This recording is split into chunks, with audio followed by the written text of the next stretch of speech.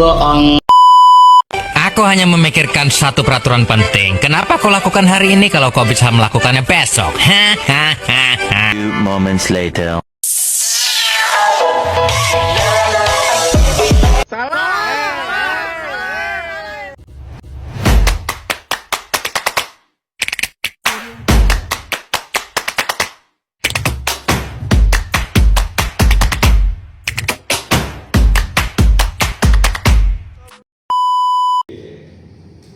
Oke baik, Assalamualaikum warahmatullahi wabarakatuh. Waalaikumsalam warahmatullahi wabarakatuh. Anak-anak bagaimana kabarnya hari ini? Alhamdulillah. Baik ya, oke anak-anak. Sebelum kita memulai mata pelajaran kita pada hari ini, alangkah lebih baiknya kita berdoa terlebih dahulu. Semoga apa yang kita pelajari hari ini bisa bermanfaat bagi kita semua. Berdoa dimulai.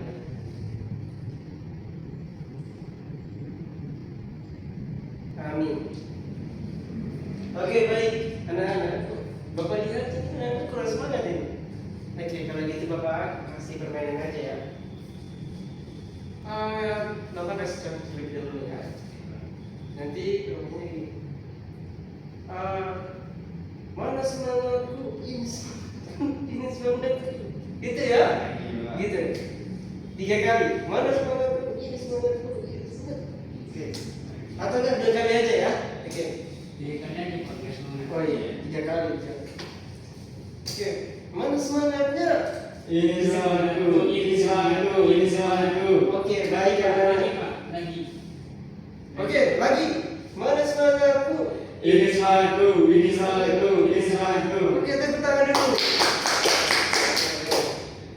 Baik, anak-anak, materi kita pada hari ini yaitu tentang ilmu tauhid. Baik. Bapak ingin bertanya terlebih dahulu, apa yang anak ketahui terkait ilmu tauhid ini? Apa sih ilmu tauhid itu? Saya Pak, Iya.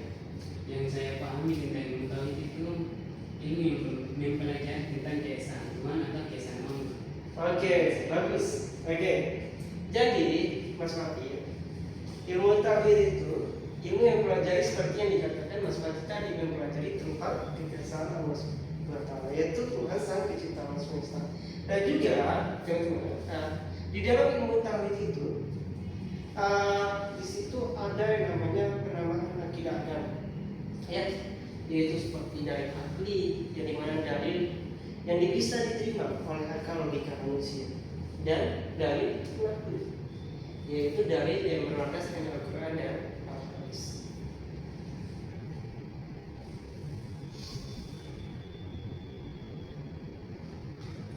Nah, anak-anak, apa saja sih yang dibahas dalam ilmu tauhid itu? Oke. Jadi, yang dibahas dalam ilmu tauhid itu adalah yang pertama, yaitu membahas tentang iman kepada Allah serta mengetahui sifat-sifat kesempurnaan Allah.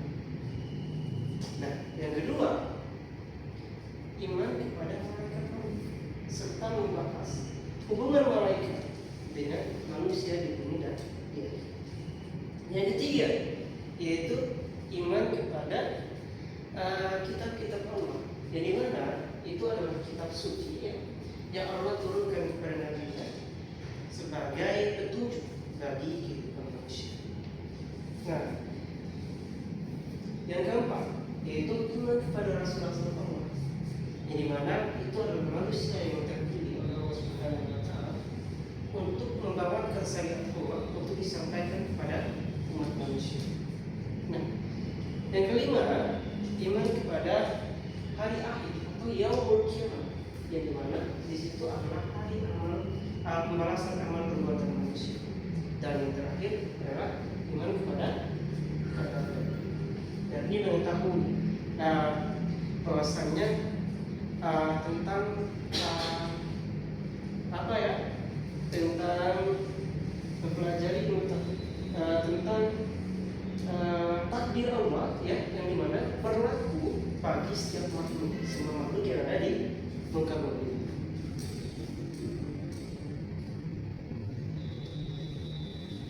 Oke, dampak akibat daripada ketidaktahuan seseorang mengenai ilmu tauhid ini dalam kehidupan sosial. Ada yang tahu? Gimana Pak pertanyaannya? Apa sih dampak daripada ketidaktahuan seseorang terhadap ilmu tauhid dalam kehidupan sosial? Dampaknya itu bisa tidak mengenali Tuhan Pak, karena ilmu tauhid itu dia mempelajari tentang keesaan Tuhan. Iya. Jadi seorang anak yang tidak mempelajari ilmu tauhid, dia tidak akan mengenali sifat-sifat Tuhan itu seperti apa, dan dia tidak bisa mengenalkannya pada kehidupan sehari-hari. Mungkin itu Pak. Oke, tepat sekali. Kasih tepuk tangan dulu. Oke, baik anak-anak. Apa yang dikatakan Mas Fatil tadi itu sangat tepat sekali, ya. Karena memang ilmu tauhid itu sangat penting sekali, khususnya bagi kita yang Islam. Yang dimana seseorang yang tidak mengetahui ilmu tauhid itu bagaikan seseorang yang tidak tahu mengapa dia diciptakan dan bagaimana apa maknanya keberadaannya di muka bumi. Nah, artinya dia tidak tahu mengapa dia diciptakan. Ada di dalam Al-Quran surat Muhammad ayat 12 yang dimana sorry anak-anak, Bapak kasih materi dulu. Oke, baik anak-anak, kita lanjut. Oke, jadi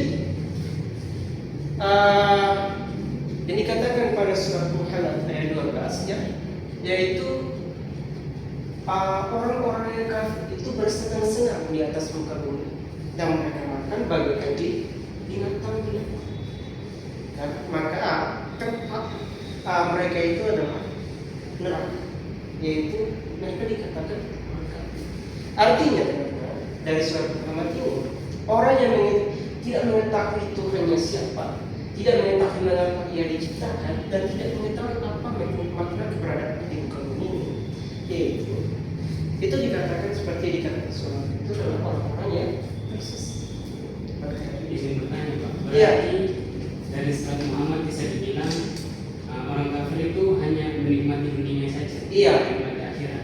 Dia menikmati dunia tanpa menghiraukan pendapatan, dan dia hanya memikirkan bagaimana kebutuhan kepribadian ini terpenuhi tanpa menghiraukan hal yang pendapatan, ya, atau tanpa menghiraukan bahaya atau tidaknya perbuatannya bagi orang lain. Jadi hal inilah yang membuat kehidupan di masyarakat itu akan berubah. Oke, baik. Kita lanjut anak-anak. Oke, apa saja sih yang menjadi sebuah manfaat ilmu tauhid ini dalam kehidupan sehari-hari kita? Ada yang tahu nggak? Gimana Pak pertanyaannya? Apa manfaat ilmu tauhid ini dalam kehidupan sehari-hari? Oke, nggak ada yang bisa ya? Oke, baik, kita lanjut. Sebentar ya. Oke, siap. Pikir dulu Pak. Siap. Pertanyaannya tadi apa Pak? Apa sih manfaat ilmu tauhid itu dalam kehidupan sehari-hari?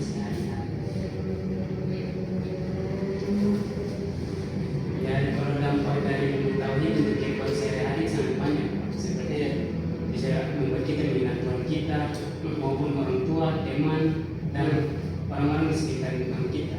Dengan ilmu tauhid itu kita dapat berbuat baik sesama orang-orang maupun teman di sekitar lingkungan kita. Oke.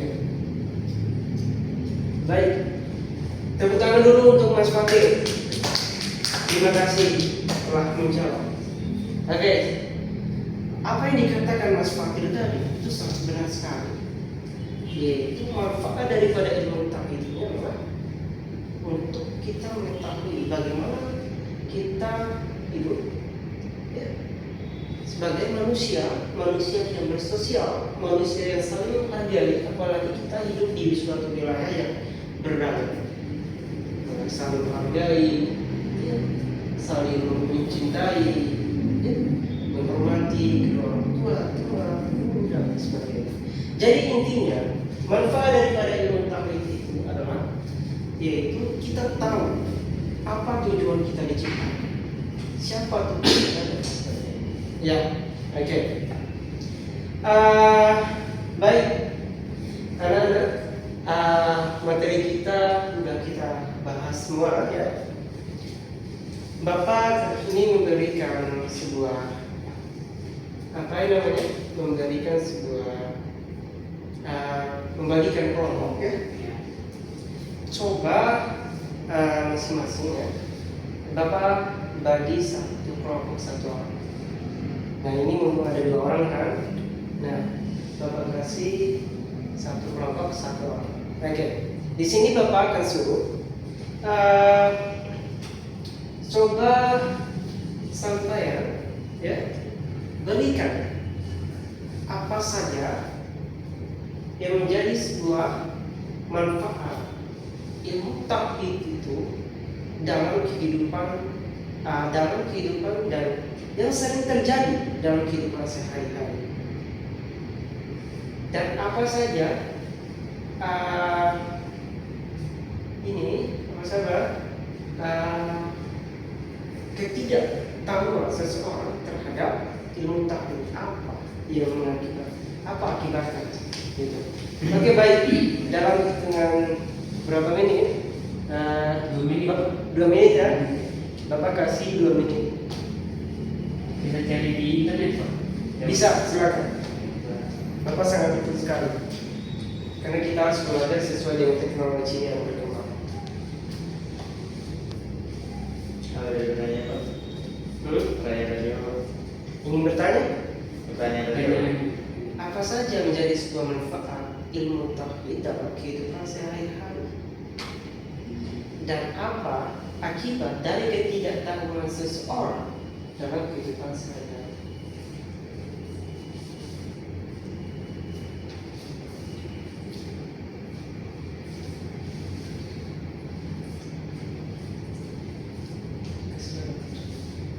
Silakan.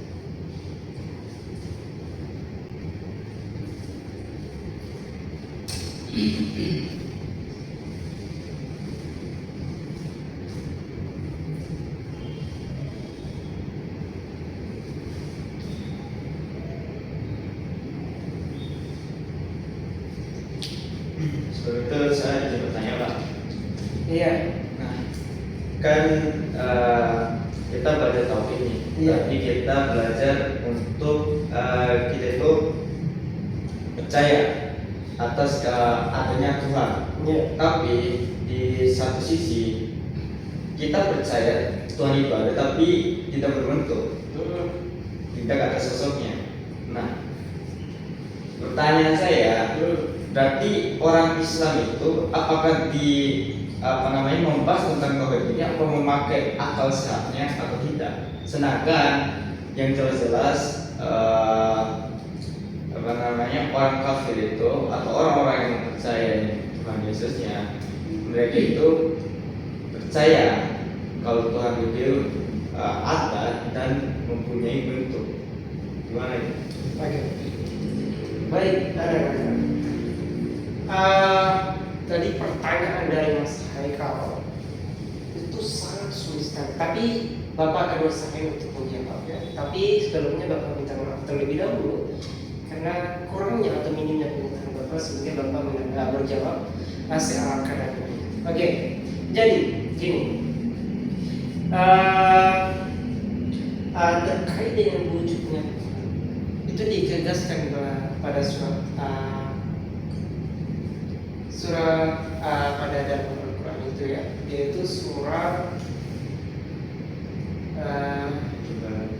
yang berbunyi Qul Ahad Al-Ikhlas ya, oke, Al-Ikhlas.